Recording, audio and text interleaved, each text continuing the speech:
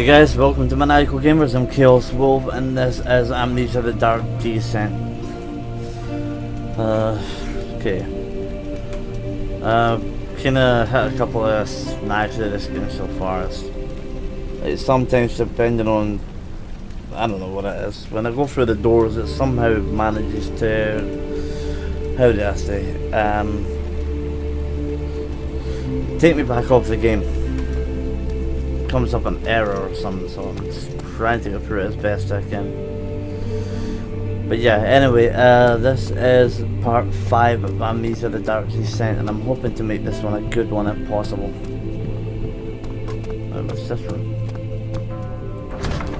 Ah, right, it's locked. No more? Okay.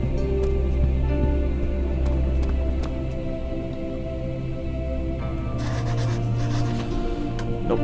Okay. What do I need to do anyway? Right. Find a way to start the engine that powers the elevator, and find the key that unlocks the door to the machine room. Okay then.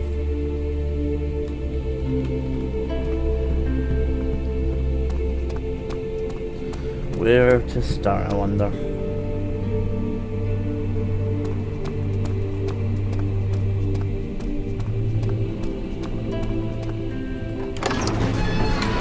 Study. I wonder what's in the study room and that I need.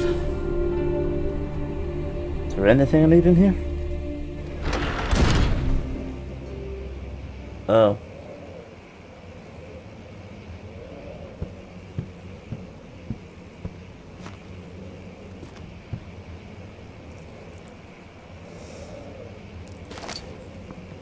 At least I found that. That's not one of the boxes open.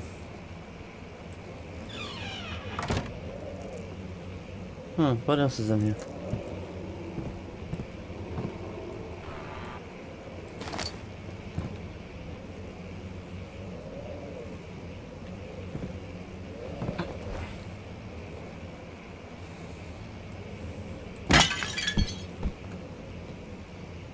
Okay.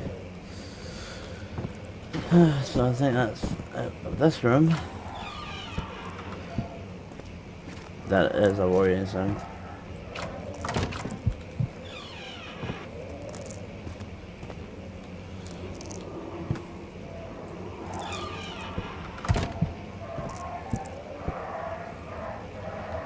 Is that dogs?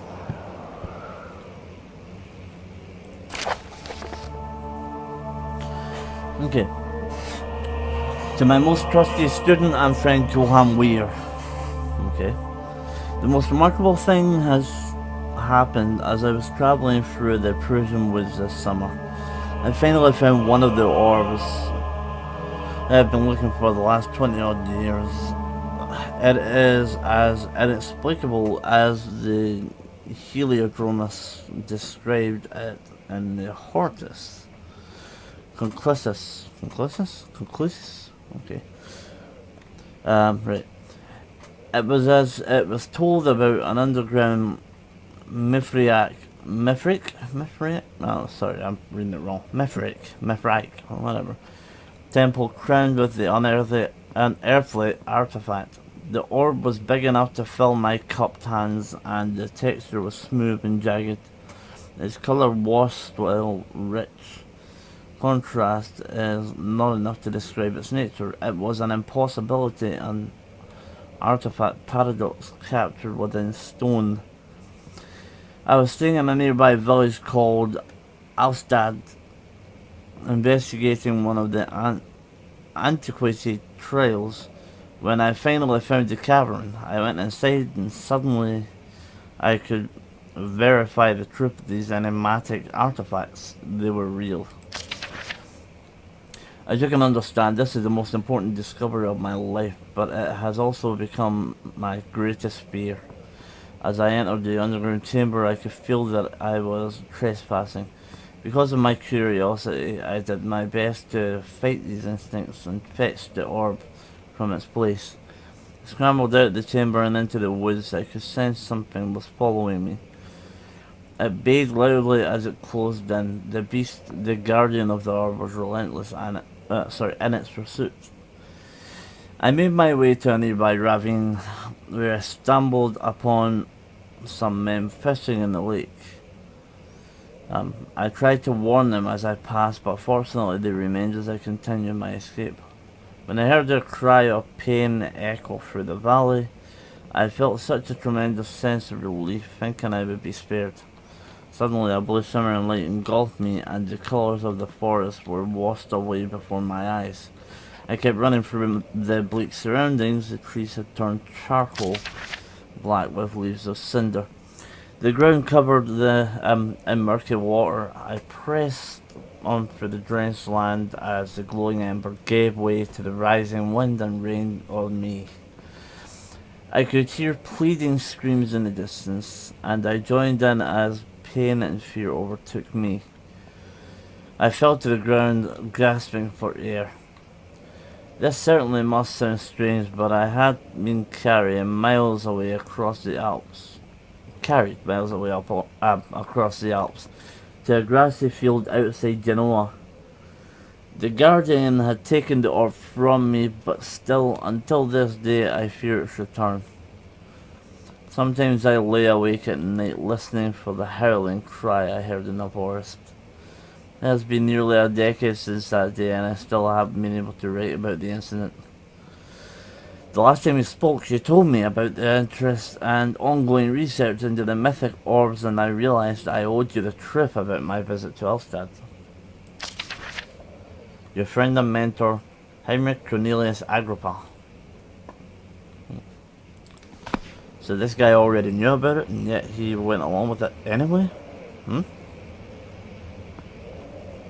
Okay. At least I know that's a fact then. What else do we have? Anything else?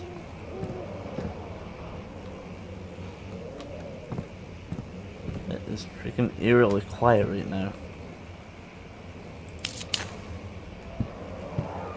There they are. Sounds of doggies in back.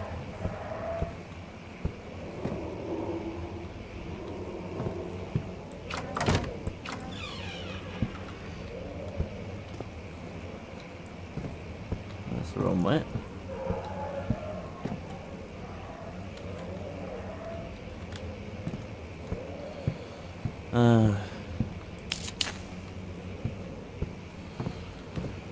So, where do I go now? Here.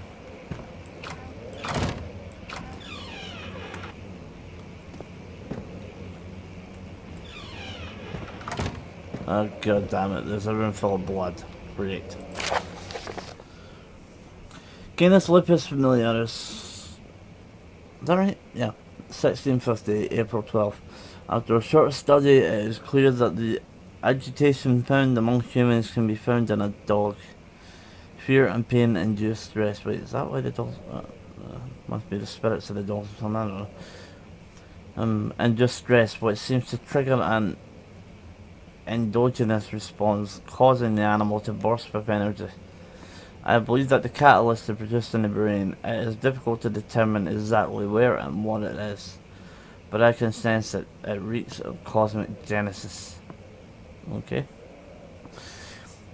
There is an inherent problem in harvesting this energy, since the creature is bound to die from the exercise. I must refine this process of torture to enable any real work to be done.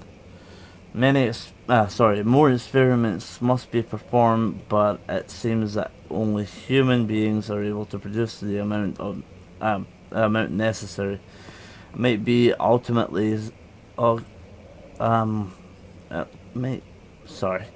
it might be their ability to appreciate the severity of the process that ultimately augments their expense of terror. Sorry, I'm a little... what? Oh, fucking hell.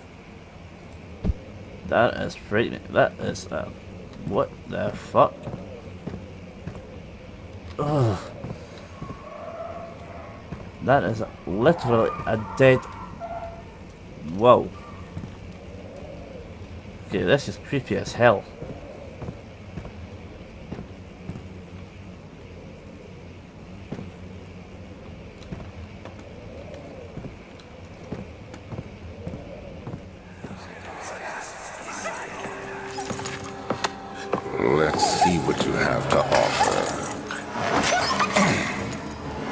What the?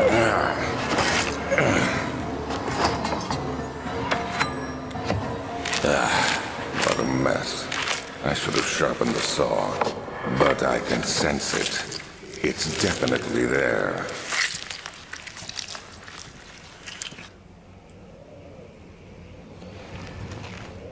I got one word.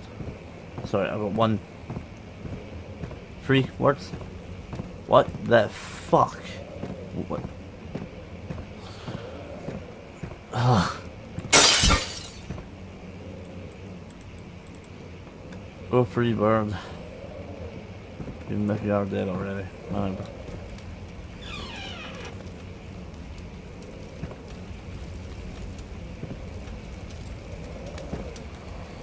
This guy must have been one sick bastard.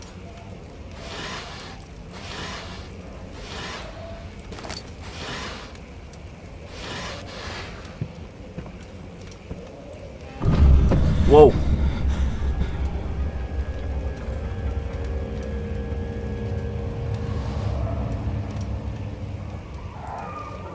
Skulls. What the fuck? What is wrong with this dude? Okay, here we go. 1658 January. Further disappointment, the antiquarian, latest finding yielded nothing. I'm still unable to grasp the inner workings of life and its relationship to the power I sense within it. I shall pursue more books on the subject, but I suspect it will be in vain, since no research has been made in my particular interest. I must attempt to fill that void. Clearly humans emanate more of the energy I seek. But I hope animals will suffice, as they would prove less of a hassle to acquire. Okay, that's just creepy as hell.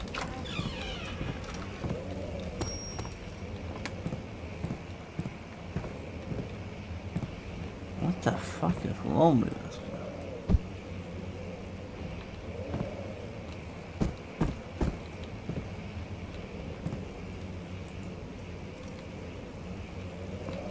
That's just wrong on all levels.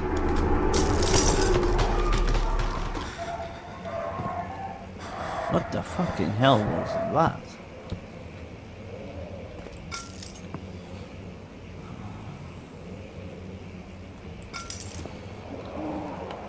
So I can break that with something.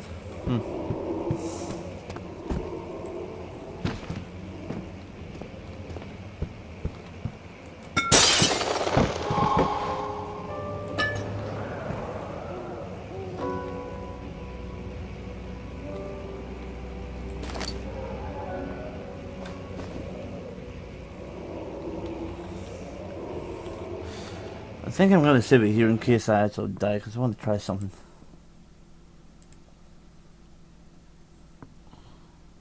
Need to save an exit. I'll be right back.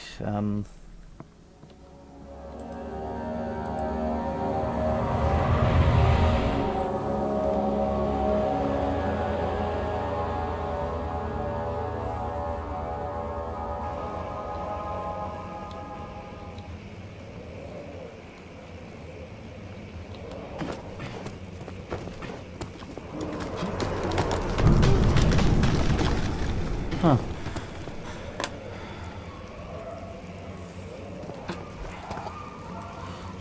Was that actually supposed to come this way?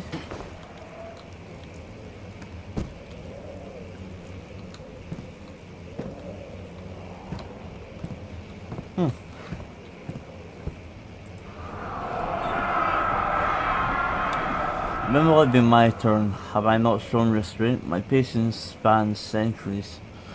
From when I came... Sorry. Mankind has not even wasted a breath, yet I bow to you.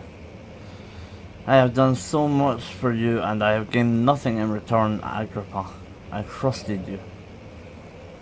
It was I who, in all fairness, should have entered the gate. What gate? Heaven's gate? What gate?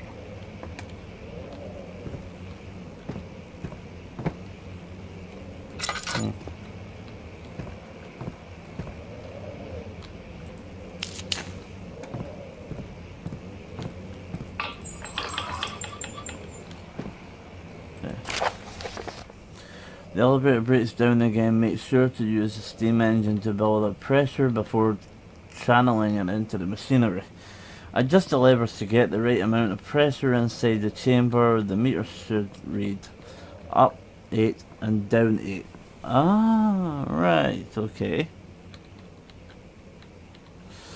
Okay, so, make sure the flow is set according to the following chart. Trinity steam set options, 4-phase amplitude and complete steam flow cycle.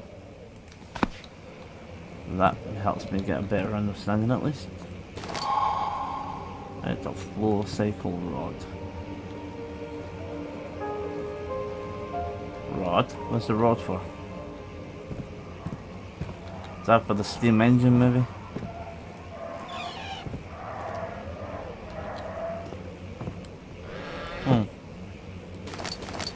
One of these.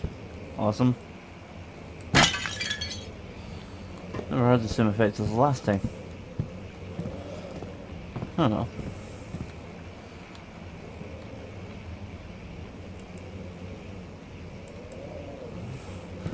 Right, moving on.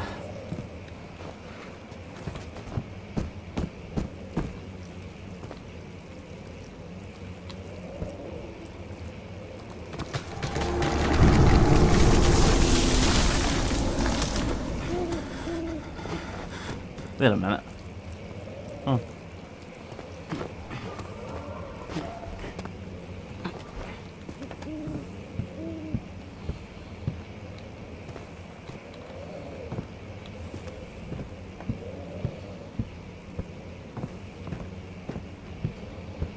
Okay, fair enough. I actually got that right as well.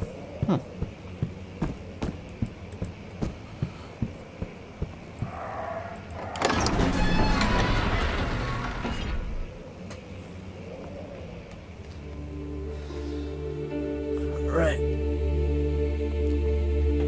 We'll get 2 episodes up. I'll do this one because that wasn't exactly eventful, that was more storyline.